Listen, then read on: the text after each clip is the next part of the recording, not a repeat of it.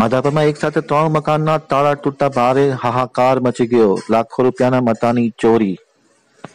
માધાપરમાં ગઈકાલ રાત્રિના 3 મકાનના તાળા તૂટવાનો બનાવ બન્યા છે. લાખો રૂપિયાના મતાની ચોરી થઈ હોવાનું બહાર આવ્યું છે. પ્રાથમિક દ્રષ્ટિએ જોકે પોલીસના ઇન્વેસ્ટિગેશનમાં કેટલા રૂપિયાની કેટલા મતાની ચોરી થઈ છે તે બહાર આવશે તેવું જાણવા મળ્યું છે. અમારા પ્રતિનિધિના અહેવાલમાં જણાવવામાં આવ્યું છે કે ગઈકાલ રાત્રિના 2:30 વાગ્યાની આસપાસ 3 મકાનના તાળા તૂટ્યા હતા, જેમાં બિહારના રિટાયર્ડ આર્મીમેન નરેન્દ્ર કે સિંઘ તેઓ પ્રસંગાર્થે પોતાના વતન ગયા ત્યારે તેમના મકાનના તાળા તોડી તસ્કરો રૂપિયા 2.5 લાખ રોકડા અને 40 જેટલા ચાંદીના સિક્કાની ચોરી કરી ગયા હોવાનું બહાર આવ્યું છે.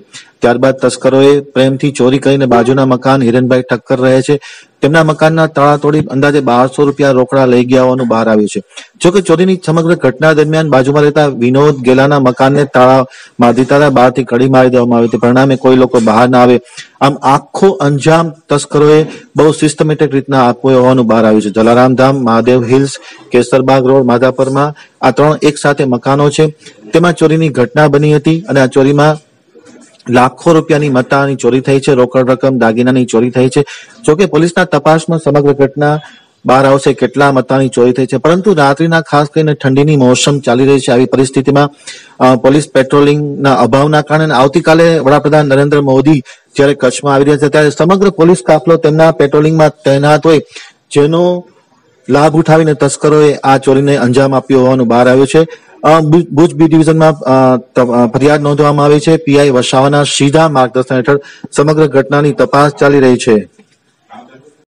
સુથાર શામજીભાઈ કારાભાઈ વિસ્તાર છે માધાપર નવાસ, કેસરબાગ રોડ અને જલારામ સોસાયટી.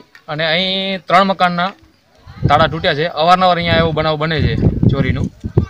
કમ એવું છે કે અત્યારે નરેન્દ્રભાઈ છે જે બિહારના છે, આર્મીમાં છે, એમના ઘરમાં વધારે રકમ ગઈ છે. અંદાજે એ લોકો એમ કીધું છે કે 2.5ની આજુબાજુ સોનું છે અને બાકીના 40 સિક્કા સોનાના અને ચાંદીના સિક્કા ગયા છે.